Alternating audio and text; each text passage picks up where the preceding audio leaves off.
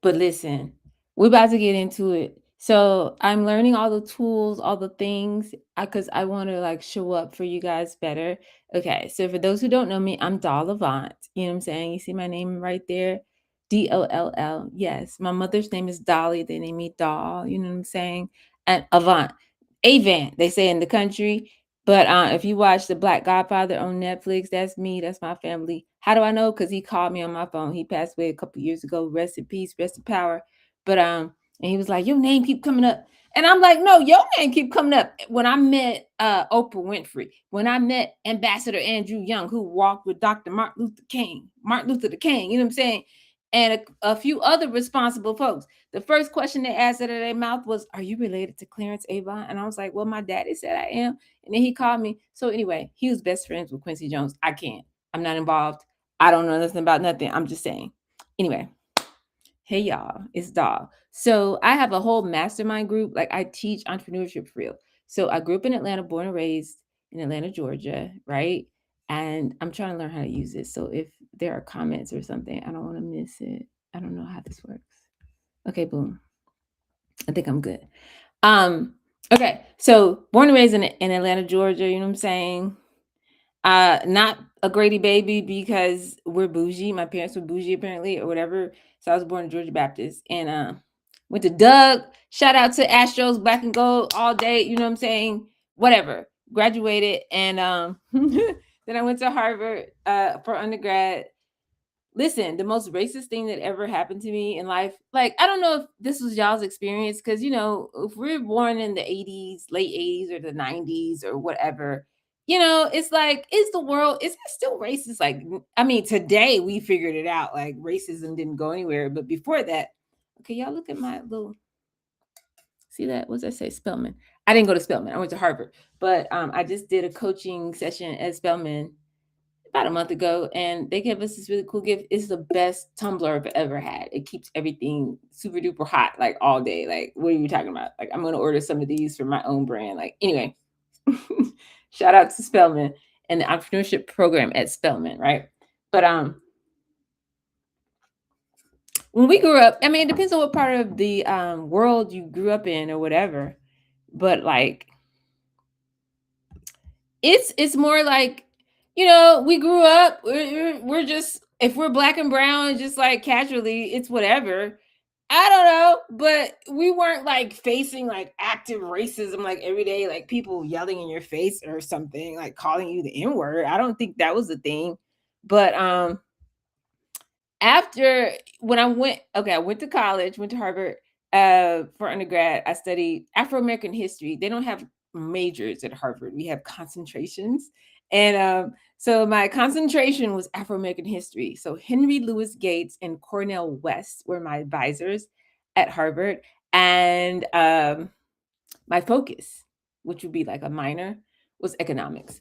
And so that's why I'm like yelling. This is why I'm live right now, even though I don't know what's going on. I don't know how to use this platform, but I'm trying to like tell everybody it's not the end of the world. It's just the end of the world as we know it. You know what I'm saying? Like, we might want to figure some things out. Like, we might want to get some assets that we control.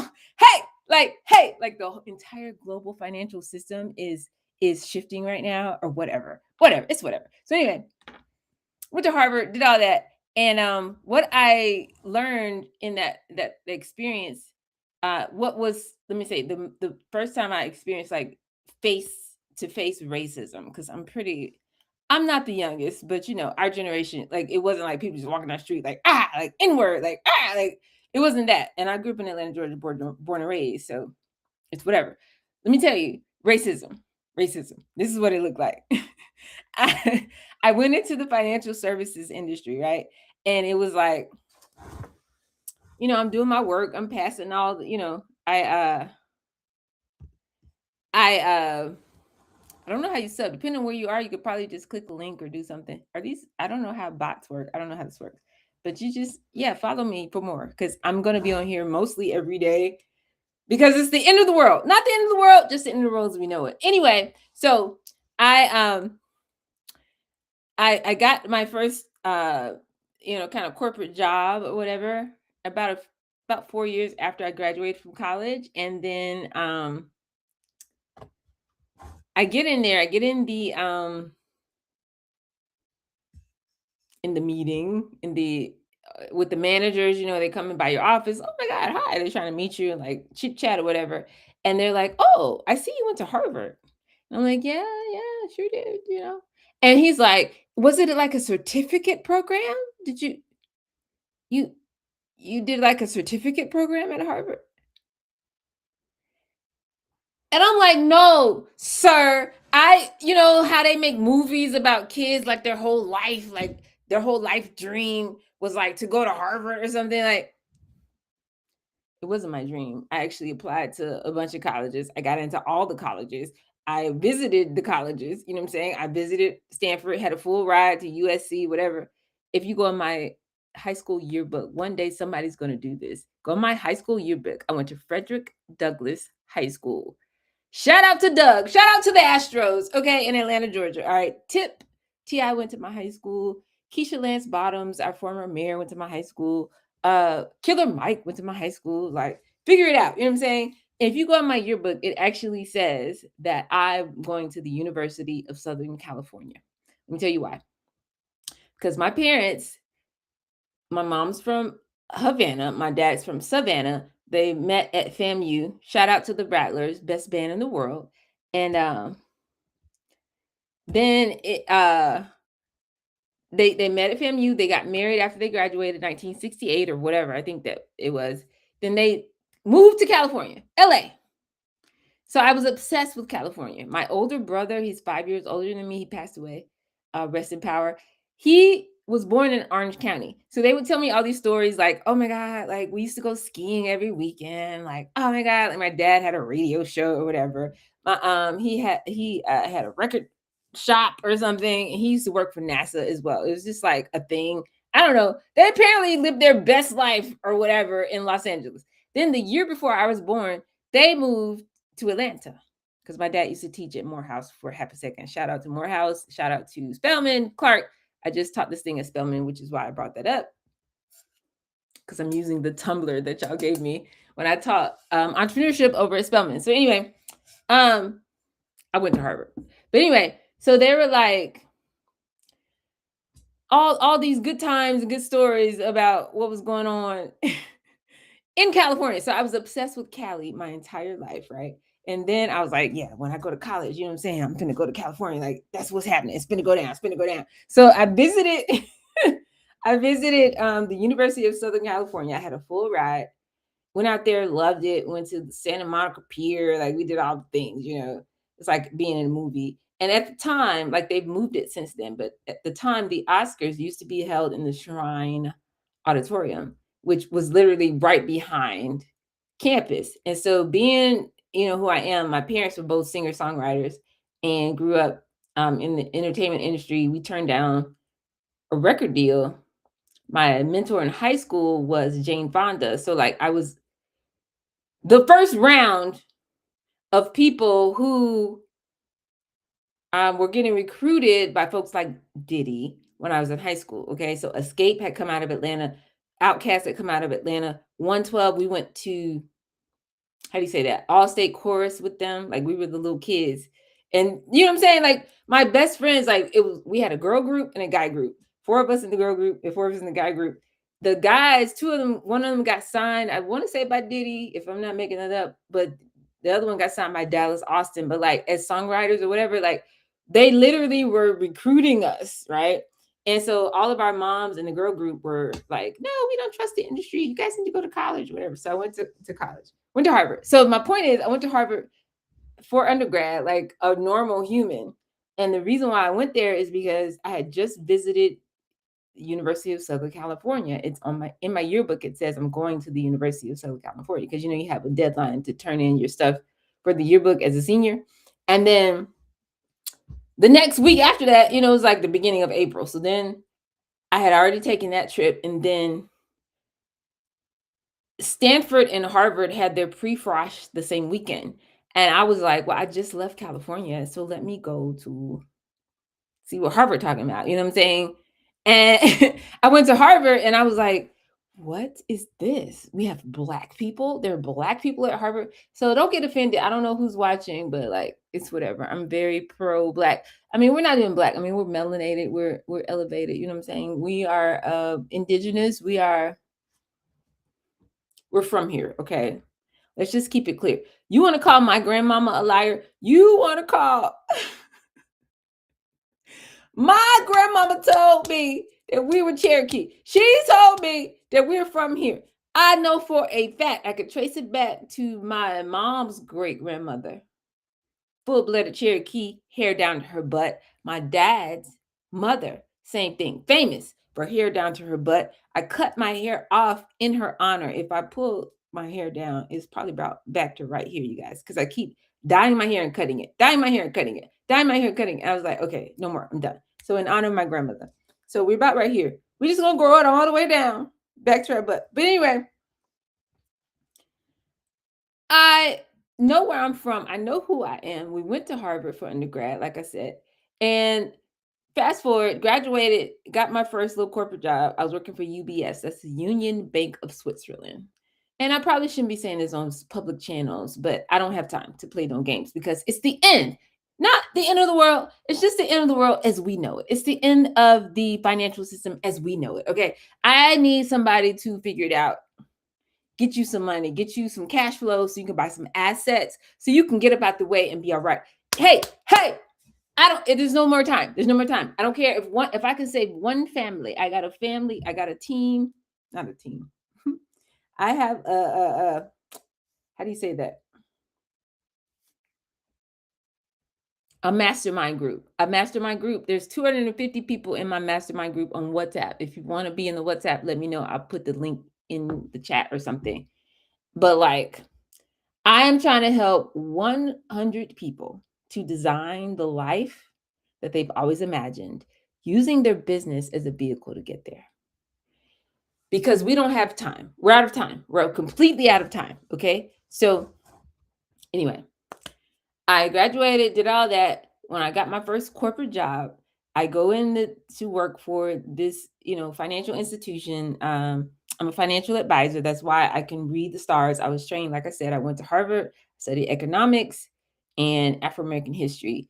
And as a Harvard trained economist and historian, I'm telling you that it's the end of America as we know it. They're about to reset the entire global financial system while y'all watching Diddy. So let's talk about it because I need you to get some entrepreneurship lessons from Diddy and the documentary that everybody's watching and get you some cash flow so you can buy some assets so you can move about the way and be all right. Is that okay? Okay. So when I got to my first little corporate job, he goes, oh, I see here you went to Harvard. Was that like a certificate program or whatever? And I was like, sir, no, that's actually my point is that's the most racist thing that anybody ever said to me. I'm like, why would you assume that I was just like not actually a Harvard student or whatever? That's racist. But anyway, y'all like my hair. I'm not used to it. I'm not used to it. It's been like about 10 years since I was wearing my hair like this because it was long. I always wore it straight. I did the corporate thing for a long time. I'm over it. I actually stopped doing that in the pandemic because what are we talking about? I'm at the house. I'm on a hammock. I raised $2 million from a hammock during the pandemic, y'all. And can't nobody tell me nothing. You know what I mean? Like I was just I'm the pitch queen. So I know how to talk to humans. I tell my value. I invented a technology. If you have an iPhone, do this right quick. You go to the weather app. Aha. I just told you my location. I didn't mean to do that. But and it says air quality index, that little rainbow thing, right? We invented the same technology for water. Nobody in the world has ever done that before. You know how I know that? Because Google called, NASA called, and Apple called. You know what I'm saying? I was named one of 15 environmental leaders in the world by Apple. Tim Cook, did a tweet about it or whatever. I gave a TED talk about what's in your water. It went viral. Like I invented this technology the same way you could check a weather forecast, you could check water quality. And after I did that, my life got very different. And so We raised almost $2 million from venture capitalists, and SoftBank was one of our lead investors. Uber, Slack, WeWork, they all invested in them and made them unicorns. They said, Aqua Genuity, y'all got next. This is just a fact. Hey, you can Google it. Like, this happened for me and my company. And Google named me one of the women of water. They had a whole piece that they did. The link was on the homepage of Google. Amazing, right? And so you get all this traction, and then it's just like, what are we talking about? We do this for what, right? And so I could continue to just build my company, get my wealth. But what I found out, people kept asking me, people who look like me, right? Like, I'm not supposed to be in Silicon Valley, which I was. I'm not supposed to be raising more than $1 million in venture capital, which I did. I'm not supposed to be doing any of this stuff. And it turns out there were other people that looked like me that were like, hey, how are you doing this? What's going on here? Like, what's the secret sauce? And one of the things, they used to call me the pitch queen. I mean, they still do call me the pitch queen. And it's just like, okay, okay, how am I doing this? What are the secrets that make me, good at this? How come when I speak, people move? Because money follows motion, right? So if you can learn how to talk in a way that moves people, you will make money. But nobody teaches you that. Everybody's like, oh, write a business plan. Oh, do this. Oh, do that.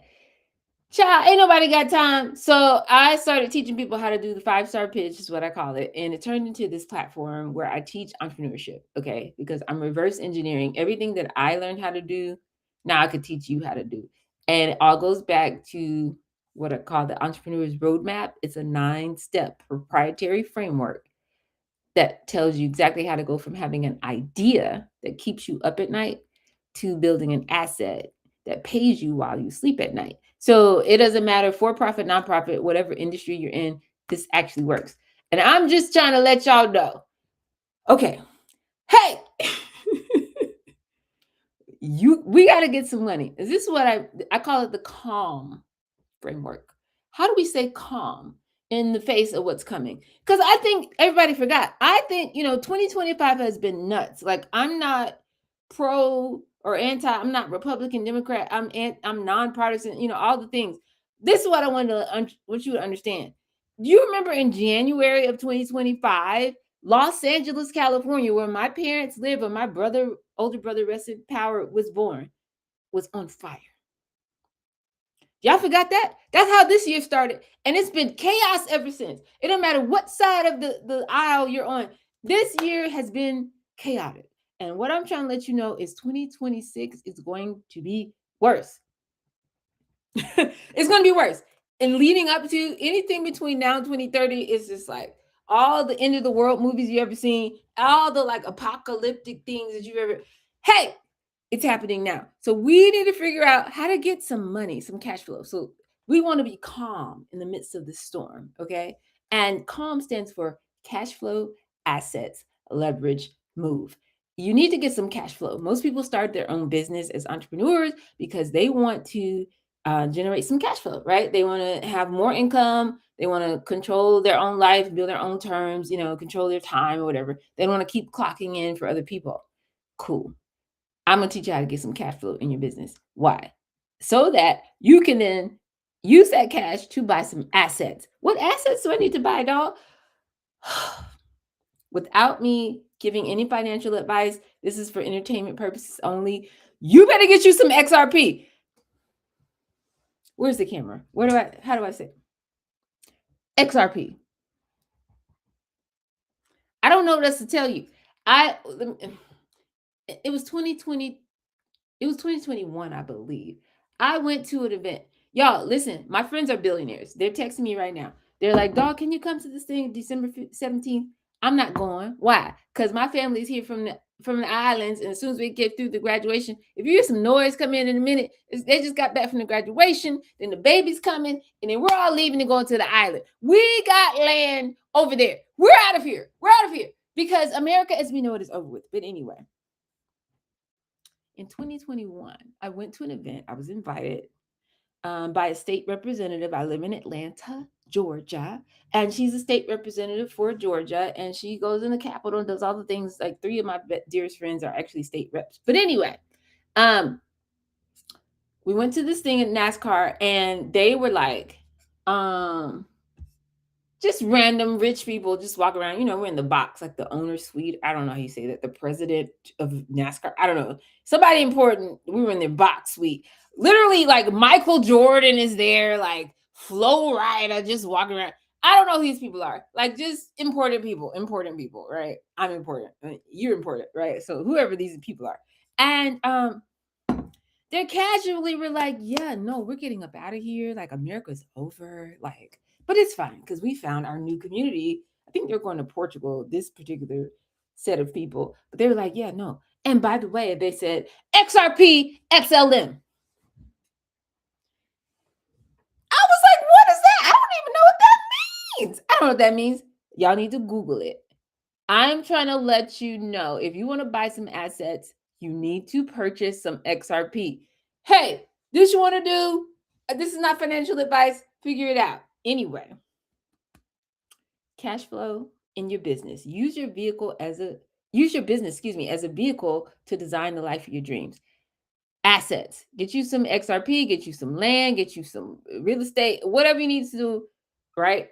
Then leverage the value of those assets to now fund your lifestyle. This is how you're going to get a house, do the thing. I don't know, whatever you want to do. Do all of that. And then move. You might want to move. You might want to get up out the way. You might want to leave, the US for a little bit. Just a little time, just some time. You can come back.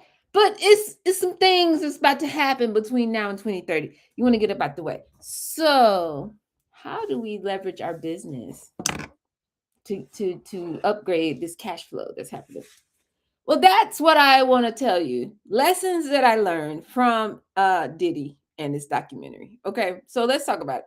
A lot of things wrong with that. A lot of horrible things that happen out here in these Diddy streets. Okay. I cannot. I'm not going into that at all. And I'm not going to tell you my personal story other than the fact that the folks that I went to high school with, 2 of them specifically that I know personally, were signed by Diddy. Not going to talk about that. I'm just going to give you the lessons and I'm going to be out because I'm just trying to get used to going live, because my point, my journey, my gift to you, if I only help one person, you need to get you some assets that cannot be tokenized or controlled by the digital control system that is coming, that they're building around you while we pay attention to Diddy, while we're being distracted. Okay.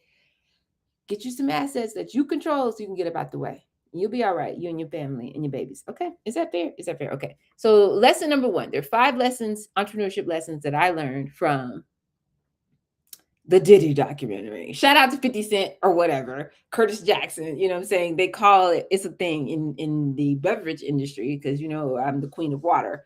And so they literally call it the Curtis Jackson deal if they come to you with $100 million because he cracked the code or whatever. So here we go.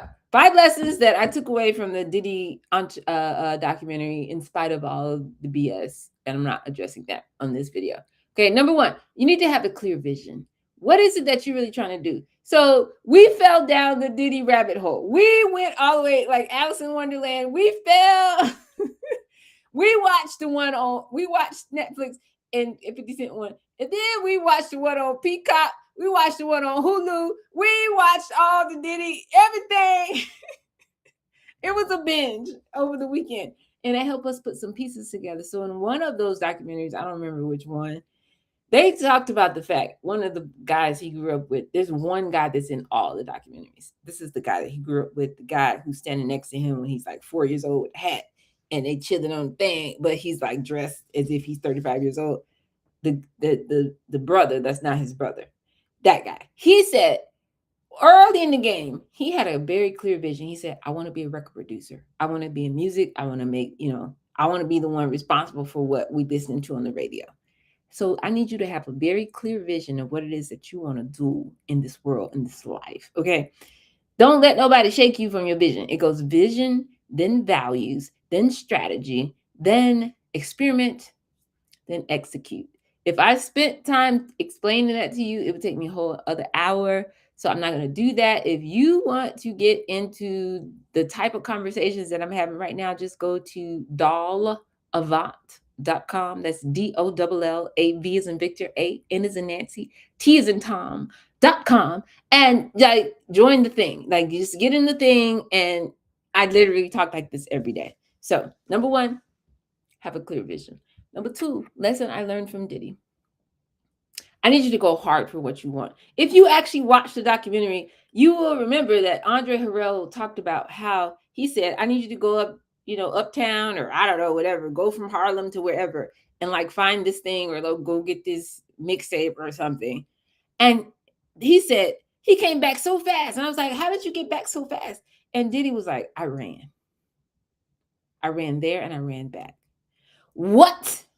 Hey, this is what I'm trying to let y'all know. There are many of you guys who are what I call the broken and brilliant. We are sitting on our ideas, sitting on our assets. We know we got something for the world. We know we got something that's going to benefit people. We know we got what, everybody's looking for in all things. But we don't want to do this work because we're concerned about what somebody's going to say or how silly we're going to look, or all of that. Ain't nobody got time. This man went in.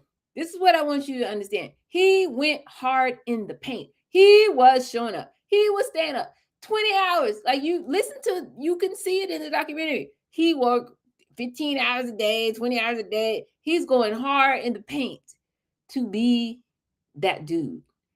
Can you give the same energy to something that's positive? Can you show up in a way that's positive? How about that?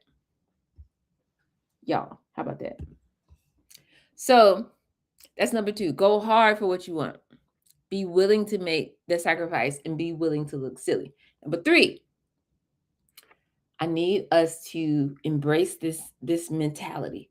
Limits on what's possible are actually just an illusion.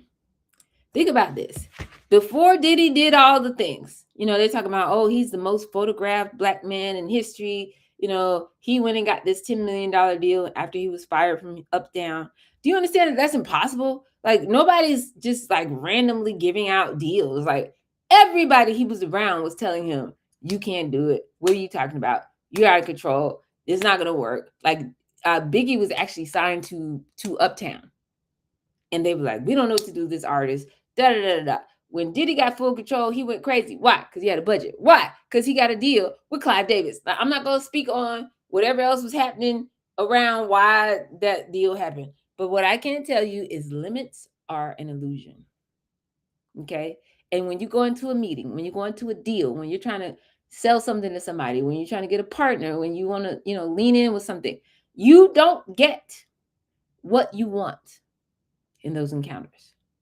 You get who you are, and showing up as a version of yourself that's like confident, that's like absolutely sure this is how this is going to go. This is going to work. His confidence was unwavering, and limits are just an illusion. These are things that are put on you by somebody outside of you. They don't apply to you at all. Like, don't absorb that energy. Limits are an illusion. Okay, number 4. Mimic the masters. I don't know if you remember the part of the documentary where he was like, or somebody was telling the story of how he literally went and studied what the West Coast energy was doing. He studied Tupac, and I get around. Round and round we go. You know what I'm saying? And like all the energy. What was in the video? What was the vibe? He broke that thing down like calculus. Mimic the masters. And here's where I get that from. I teach in my group, and y'all need to just go to dollavant.com. You can get in the group. It's a private group, but we're making money over here. Over here, we don't have time. We're not concerned. It's the end of the world. It's the Titanic. America's going down in flames. That's fine, because we're going to be all right. Why? Because we're applying the principles of the roadmap, principles that don't change. So I teach over there that entrepreneurship is a game. GAME. Game stands for, first of all, you do a gut check. The gut check, meaning like, where did your idea come from? Where did your inspiration come from that made you want to start a business in the first place? We honor that, right? And then over time, as you go, you have a gut check, like, I need to go this way, I need to go that way. That's intuition speaking. When intuition speaks, you move. A is for audit. Okay, you're going to audit your systems, your processes, the way you're moving, the way you're talking, the way you're thinking, all the things. You're constantly evaluating your systems to see what's working and what's not, so you can make it better. M is for mimic the masters, and that's what I want to talk about. And E is for execute. So in mimicking the masters, you remember in the documentary, he literally broke down everything that was making the West Coast movement pop. And then he flipped it and turned it into something unique. In one of the other off-brand documentaries that we watched, they went down the rabbit hole and talked about how he came up with Every Breath You Take. After Biggie died, I'm not commenting on how Biggie died, but after he died, and he called the one former bodyguard or whatever and was like, oh man, no, I can't do this, after Biggie died. And then 3 days later, he called the same man and was like, oh man, listen to this. And the dude was like, this is pop. You remember that song? Every breath you take, right? That was Sting. It was super pop, like super, like, that was not hip hop. And he put a little beat on that thing and changed the world. It became a huge hit, one of his biggest hits of all time. But why? Because he was studying what somebody had done before him. Mimic the masters. You don't have to reinvent the wheel. You don't have to be like, nobody's ever done this before. No. Study what's working and just apply it to what you're doing. How about that? And then lesson number 5 that I got from Diddy is control your narrative. That is why he was able to get away, allegedly, with all of this stuff for like 30 years, from like 1991 or whatever. 91, 2001. 2011. I mean, 2021, that's like 40 years, honestly, from his college days to now. And everybody knew. You got people on these documentaries from Howard talking about how crazy he was. You got people from the Uptown days talking about how crazy he was. You got people from the 95, 96 days all the way to the shooting thing with J-Lo in the club in 99 talking about how crazy it was, to the 2000s and then the Cassie. Child, listen. I went to school with Ryan Leslie. You're not finna tell me nothing. You're not finna tell me, because I'm a whole singer-songwriter. Like, you're not finna tell me when I was almost signed twice by these people. You're not finna tell me. You know what I'm saying? But he was able to control his narrative. And the only time that his narrative got out of control, which was indicated in one of the videos, if you went down the rabbit hole like I did, you saw this. In one of the off-brand documentaries, the turning point, the reason why he went down in flames, the reason why this is happening, the man is in jail right now. He's in jail. And I'm not going to talk about, I'm done. I'm not going to talk about the people who shall not be named, who decided to have Diddy as a keynote speaker in 2023 at their big national conference for Black entrepreneurs, knowing full well everybody in the industry knew all this stuff was going on. This was not a secret. You don't believe me? Go look at Eminem. He dropped an album or a single. Was it a single or an album in 2024 that literally verbatim told you exactly what happened? He named Keefy the man, if you watch the documentary, that said, oh yeah, he paid me to kill, was it Tupac? Eminem said this in 2024. This is not, everybody in the industry knew what was going on, yet they got time to put him on the stage. Anyway, he controlled his narrative all the way up until he got the Lifetime Achievement Award from BET. And he got up there and was like, thank you, oh my God, jumping up around, looking crazy. And then he made a mistake and he was like, oh yeah, Cassie, wherever you are, thanks for holding me down, or something like that. Next thing you know, a year after that, she dropped her lawsuit. He lost control of the narrative. Somebody had that video. Y'all saw the video. Somebody had the video. There was a lot of communication going on. Somebody knew something about something. When you lose control of your narrative, you lose the money. And I'll leave you with this. There's the golden rule. If you grew up in church like I did, they say, do unto others as you would have them do unto you, which comes from love your neighbor as yourself. Now it's funny that he changed his name from Puff Daddy to Puffy to P Diddy to Diddy to Love at the end. I think it was Love. It's hilarious. But when I teach about high value entrepreneurship, my book is coming out. It's called The 7 Habits of High Value Entrepreneurs. Um, the first characteristic of a high value entrepreneur is we come from love. Okay, like actual genuine love. Like you care about somebody else the same way you would treat yourself. And what's funny is he did everything he wanted to do and was out here, but it was coming from a place of ego. And you got 2 paths that you could take. You could either go the route of how can I add value to another human? How can I benefit somebody other than myself? How can I make it okay and make it make sense? Or you can go down the path of hype. Oh, I could be big. This could be major. And you go from that to hubris. I don't care what nobody says. I don't care what nobody thinks. I don't care how it's impacting me or my family or my future legacy. I'm just going to keep going. And you go from that to like just hammering, just push it, make it go, make a square peg fit into a round hole. You just keep going. And then you turn from that to what has become a tragedy instead of a legacy. Like he messed up the culture. Like we listen to songs, I can't even listen to Mary J and Real Love the same way because I'm worried about, oh God, what did Diddy do? How did this even come about? You know what I'm saying? But when he lost control of his narrative, that is what led to his downfall. So control your narrative is the first habit that I teach in the 7 habits of high value entrepreneurs. There's 7 more. So I don't know where you're watching this from, if this is a rebrand or repost. But I need you to just go back and listen and stay locked in with me because I'm going to start being outside a little bit more because it's literally the end of the world. You know what I'm saying? It's literally like, I don't know what to tell you. Like, it's over with. It's over. If you get you some assets, get you some money, you're going to be all right. So lock in with me, Avant.com. You know what I'm saying? Lock in with me if you're watching me on Instagram, YouTube, whatever. Just subscribe. Like, good things are coming. Okay? I'll see y'all soon. Until then, till next time, I got to go. I'm out. Pew!